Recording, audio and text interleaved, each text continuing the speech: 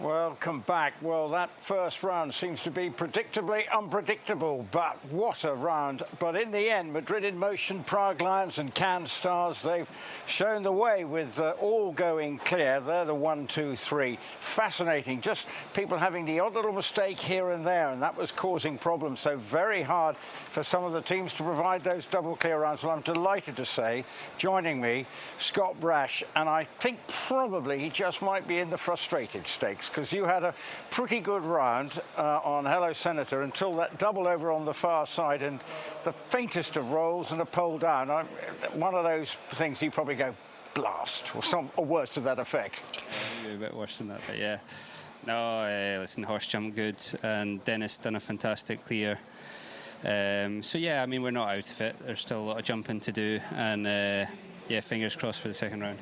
Yeah, and interestingly, we look over our shoulders, we've got the line into that double at 9. That was one thing that did seem to catch so many out. Was there any reason why that particular double seemed to be catching so many out, whether it be the front or the second part of it? Yeah, it was a little bit of a flat 7 to it. It's at the end of the course, running towards the end gate. So I think the course builder's done a great job, but the horses have to be very alert there, and the riders, and yeah, it caught a lot of horses out. So when you spoke to Dan before, he just had a quick word with you. You said, a lot of people said it's a fair course, but you said it's a canny course, or worse to that effect. Well, you actually proved to be right, because you felt that you couldn't let up at any stage, presumably. Yeah, I just thought it was a well-built course. I think there was faults all over the track. It wasn't massive, but it was big enough, you know. So I think he got it spot on, you know. I think, what did he get, 14, 15 clears in the end? So I think it's right. 3 teams on clear still. So yeah, very well built course. And that's the beauty of this team competition. You've got to make sure that both of you say you're not out of it, but once again, Prague Lions, Cannes Stars, they've been having a good season. Madrid in Motion, Victor Bettendorf, first time coming in, and he had a great end of last season, but then he's nailed another clear today, so what a good start for him. Yeah, he's a great competitor. Victor's not unknown at the top level. He wins a lot of classes, so it's no surprise that he's jumped great on his first team here. You've got to mention your other member of team here, Robert Murphy, fellow Brit, but competing in his first Global Champions Tour. Tell us a little bit about him for people who might not have come across him before, because he's an emerging talent in a very strong pool of British riders. Yeah, he's a fantastic rider, Rob, and he's very dedicated and wants to be the best he can be, and he's in a very good system. He's riding top of his game. He's going to feature in the second leg.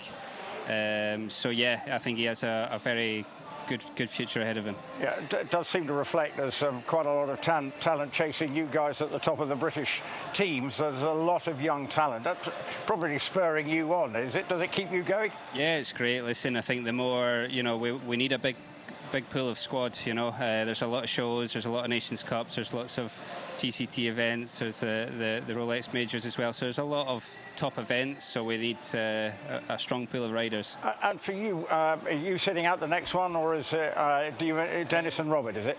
No, it's me and Robert in the second round. I have a different horse, Rob has a different horse. We're all changing horses, actually. But yeah, I think it was sort of a flick of a coin. I think that they're all in good form, so yeah, hopefully we've made the right choice. What do you like in the team meeting? What am I like in the team? Yeah. I'm quite laid back, really. Yeah. Do as you're told. Yeah, we just try to make the right plan for each round. It doesn't always go like that. If we'd used Rob instead of me in the first round, we would be unclear, so it's the way it goes. It's show jumping, but you got to just, you know, look at your stats, look at your statistics, go off your feeling how the horses are, and try and pick the right team for each round. How's your jet lag? All right? The jet lag, I definitely struggle coming to China. Yeah, I'm always not the best sleeper at night, so yeah. But okay, it's what it is. Scott, lovely to see you. Best luck in round 2. That's Scott Brash, who will be competing along with Robert Murphy that we mentioned in the second round later on. But now let's hear from a team that have had not only a great season so far, but a great day so far. Let's hear from the Cannes Stars, the 2 riders there who've gone double clear and put themselves very much in the mix again here in Shanghai. Natalie, your round was described by our commentator Ed Holloway as an exhibition round. Is that how it felt? My horse was amazing. He was a bit spooky going in there today, but he jumped his heart out, and I'm really proud of him. Jana, the conveyor belt of talent in the Cannes Stars powered by the Iron Dames is just something else. How proud are you of what your team achieve week in, week out, round in, round out? I mean, of course we are proud, but I think our strength is that we are also always looking forward, and I mean, it's not over until it's over, so we always try to stay focused, stay concentrated, focus on the next round, and that's what we're going to do now. Looking at the next round, I know you very much have a strategic head on your shoulders. What is the plan for round two for Cannes Stars? I mean, we both go again. Natalie will go first and me second. And she will ride a quota. And I will ride Messi again because both Messi and Iron Dames High Level had a little bit of a rest after Doha. So I thought it wouldn't be so nice to start right away with the big class under the lights. So I want to give the horse that jumps the team 2 rounds in a row. And then High Level will jump tomorrow. Natalie, how do you approach that second round? Yeah, I'm riding a Coda M. I've had her for a long time now, and I trust her, and she's very consistent under the lights. And I think you just kind of have to smooth it out with her and really just take it one jump at a time. And I think our whole team is really thankful for Deborah, and we know that they're all cheering for us at home. Another potential podium on the cards. Let's see how it goes. Best of luck. Thank you. Well done to the Cannes Stars, putting themselves right in the mix again. A fabulous start, and I have to say, both riders cool as you like in these soaring temperatures here in Shanghai, they're going to be right in the mix come the second round. Madrid in Motion, obviously we've heard from them, they're out on top. But what about the Prague Lions? They too were very impressive in that first round, putting right on the heels of the leader, the only other team to provide a double clear, and it was the performance of Niels Brunsels and Thibaut Spitz. Thibaut Spitz, the young 24-year-old who's been quite brilliant over recent years, but they produced a really solid effort for both riders, making sure they didn't make any mistakes and just steady as you go. We're not necessarily the quickest, but I think that was probably by the time they came in, they just needed to make sure that they were getting the ride. This is the double that we were talking about with Scott just a moment ago. That certainly provided 1 or 2 problems for the riders, but in the end, a really solid clear round from both those two to give themselves an outstanding chance of lifting the spoils here in Shanghai when we resume for round 2. A different course, there'll be different combinations, as we heard there from Scott. He will be out, but on a different horse, and Robert Murphy will be making his Champions League debut here, riding for his team. So it's going to be a fascinating insight as to see how it happens. I don't know whether we've got all the team news. Now, the Madrid in Motion, obviously, they are the leaders at this halfway stage. You have to say, you've got to be really impressed by the way they began with Victor Bettendorf, as we were alluding to again with Scott. And obviously, if you were with us at the start of the programme, we heard from him now representing the outfit for the first time, coming in and a fully paid up member of the Champions League Tour. And I knew how excited he was, but you have to say it was a terrific performance from Victor Bettendorf and his team to be leading the way at the halfway stage. And there he goes, and look at it coming through. And also in the team was Manuel Fernandez-Saro, and making sure that he got it absolutely right to begin with. But then Victor Bettendorf coming out and jumped that. Just had to check a little into that. But again, it was a really good effort to come through. And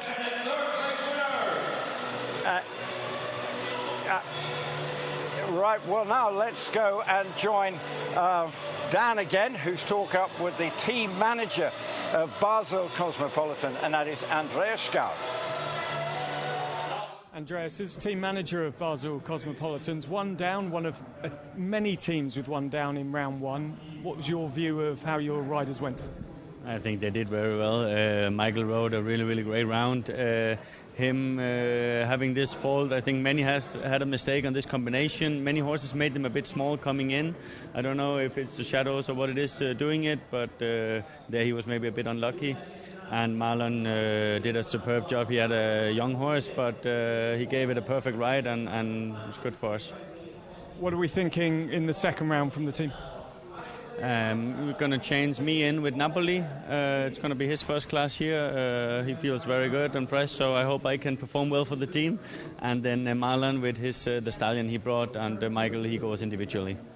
Thanks for your time. Well done. Thank you. Well, I have to say it was really fascinating way that particular round unfolded. We heard from Scott, the man who was basically the soothsayer before the start of the competition here today. When he spoke to you, Dan's come away from interviewing some of the main protagonists so far this afternoon. What did you make of the reaction you've heard from most of the riders, and particularly Scott saying this is a very fair but tricky course with what we saw? Yeah, I mean, Scott saw it perfectly, didn't he, in the opening course walk when he said there are plenty of faults out here. I think the amount of teams on just 4 faults couldn't have been predicted. It shows the level these teams are jumping to. What, 3 double clears and then 10 teams with 1 fence down is rather unusual. But Scott was absolutely bang on in his prediction. Yeah, and you look again at the Madrid in motion. Victor Bettendorf, we made him a bit of a sort of, I don't know, a star of the show this week and speculation around him. But you still, there is a change of mindset when you're coming in. OK, it's winning the Grand Prix, but coming in as a team member, you've got a different mindset. And I have to say, I was very impressed by his calmness. And that round, which we just saw the end of, was a perfect example. Very much so, and I think it's set also by the likes of Edu Aznar, who in the background didn't jump in the team there because he didn't need to, because Manuel Salo went clear, Victor comes in, and Victor, to me, we're all saying it's a bit of a surprise, and what he did last year was a surprise. He doesn't portray that as a character when you talk to him. He seems comfortable. He seems happy. His horse Cancun there jumped brilliantly. She looks slightly awkward in her head carriage. And I asked him about that earlier, and he said, no, she's actually a really simple horse to ride because she has plenty of heart. And then the other team, I don't know what the Cannes Stars are on, but I want some of it because they clearly are enjoying the early part of the season. Clear round after clear round after, and they just set their bar higher and higher each week. Natalie Dean coming in for them. I described it when I interviewed her and Jana as a conveyor belt of talent. Noah Anastasia Nielsen, she's sat in the background watching on, but that's also part of what this team are developing. She may not have jumped there, but she's watching what they do, how they do it, and that for their future is important. Coupled with then the calmness of Jana Fredrika Meyer coming in and just providing that little bit of, I'm not saying streetwise savvy, but a calmness, because you can see her when she's in the collecting ring. She just, I'm not saying it floats by, but that experience that we see from so many of the top riders, you know, Natalie is clearly buzzing and excited, but a calm figure.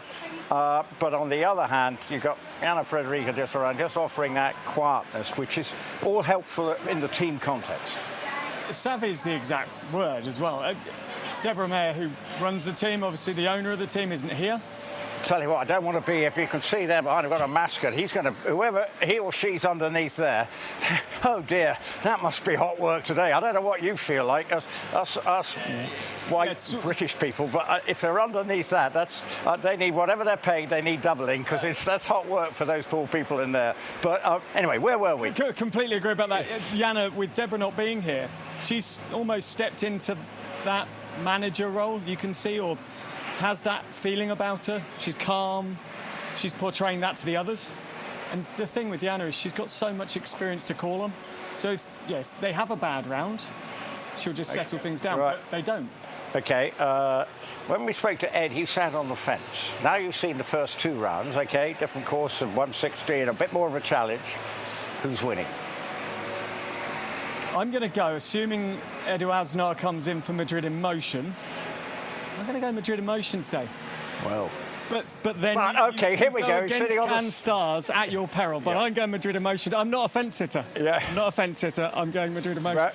Don't count out even some of those teams who are on full faults. They may not have gone double clear, but they can certainly change it all around. That's the beauty of this competition. Dan, thank you for the time being. We'll be back for round 2. Really looking forward to that. It's been a fascinating start. Madrid in motion, though. Leaders at the halfway stage, and the season's top team, Cannes Stars, hot on their heels. Make sure you join us for the second round here in a sweltering Shanghai.